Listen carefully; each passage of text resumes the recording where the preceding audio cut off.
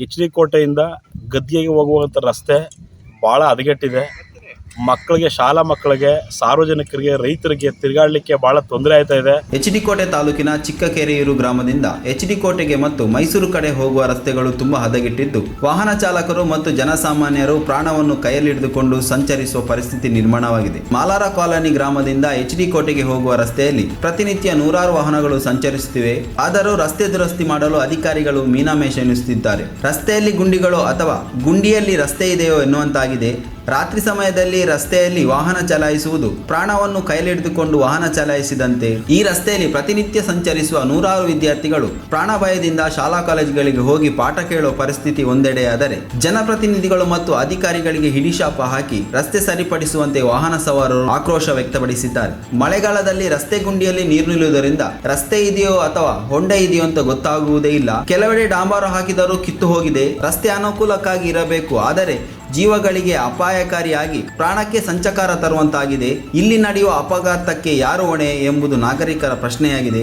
ಇನ್ನಾದರೂ ಸಂಬಂಧಪಟ್ಟ ಅಧಿಕಾರಿಗಳು ಇತ್ತ ಗಮನ ಹರಿಸಿ ರಸ್ತೆಯಲ್ಲಿನ ಗುಂಡಿಗಳನ್ನು ಮುಚ್ಚಿ ವಾಹನ ಸಂಚಾರಕ್ಕೆ ಅನುಕೂಲ ಮಾಡಿಕೊಡಬೇಕು ಎಂದು ಈ ಭಾಗದ ಜನರ ಒತ್ತಾಯವಾಗಿದೆ. ಕ್ಷೇತ್ರದ ಶಾಸಕ ಅನಿಲ್ ಚಿಕ್ಕಮಾದು 4 ವರ್ಷದ ತನ್ನ ಆಡಳಿತಾವಧಿಯಲ್ಲಿ ಕ್ಷೇತ್ರ ಜನರಿಗೆ ಕೊಡುಗೆಯಾಗಿ ನೀಡಿರುವುದು ಈ ಗುಂಡಿ ಬಿದ್ದ ರಸ್ತೆಗಳೇ ಇರಬಹುದು. ಕೇವಲ ಗುದ್ದಲಿ ಪೂಜೆಗಳನ್ನು ಮಾಡಿ ಕಾಮಗಾರಿಗಳನ್ನು ಮಾತ್ರ ನೆನೆಗುದ್ದಿಗೆ ಬಿದ್ದಿರುವುದು ವಿಪರ್ಯಾಸವೇ ಸರಿ. ವರದಿ ಮಾಲಾರ Mahadevaswamy, Bhogeshwara colony, H D ಕೋಟೆ ತಾಲೂಕು.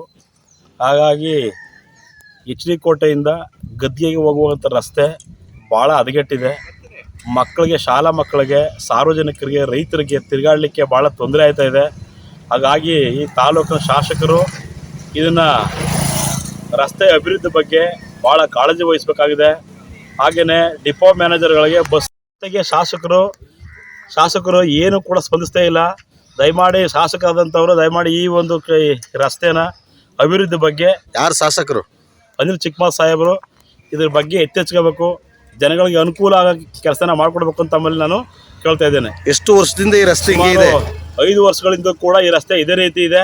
ದಯಮಾಡಿ ಇದ್ರ ಬಗ್ಗೆ ಹೆಚ್ಚಿನದಾಗಿ ನೀವು ಕ್ರಮ ತಗೋಬೇಕು ಅಂತ ನಾನು ಮನವಿ ಮಾಡ್ತೇನೆ.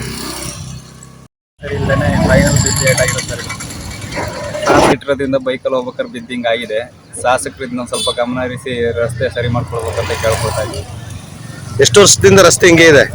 ಆಯ್ತು, ಸುಮಾರು ಒಂದು 7-8 ವರ್ಷದಿಂದ ಹಿಂಗೆ ಇದೆ. ಶಾಸಕರು ಈ ಕಡೆ ಬಂದಿಲ್ಲ ಈ ಕಡೆ ಬಂದಿಲ್ಲ.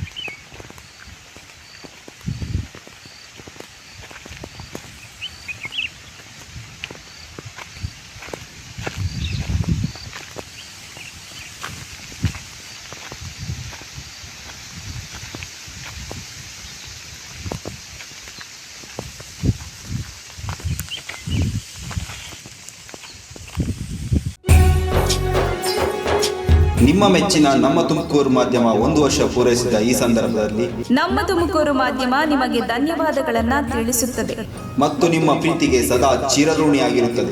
ನೀವು ನಮ್ಮ ಮೇಲೆ ಇಟ್ಟ ನಂಬಿಕೆಯನ್ನು ಉಳಿಸುವ ಪ್ರಾಮಾಣಿಕ ಪ್ರಯತ್ನವನ್ನ ನಮ್ಮ ತಂಡ ಖಂಡಿತವಾಗಿಯೂ ಮಾಡುತ್ತದೆ. ಗೆಲುವಿನ ಹಾದಿಯಲ್ಲಿ ಸದಾ ನಮ್ಮ ಜೊತೆಯಾಗಿರಿ. ನಮ್ಮ ಚಾನೆಲ್ ಅನ್ನು ಸಬ್ಸ್ಕ್ರೈಬ್ ಮಾಡಿ. ಸುದ್ದಿ ಅನ್ನೋದು ಬರೀ ಕಥೆಯಾಗದೆ ನೊಂದ ಜೀವ ಗಾಳಿಗೆ ಬೆಳಕಾಗಿದೆ, ಗೆಲುವಿನ ಹಾದಿಯಲ್ಲಿ ನಗು ಮೂಡಿದೆ.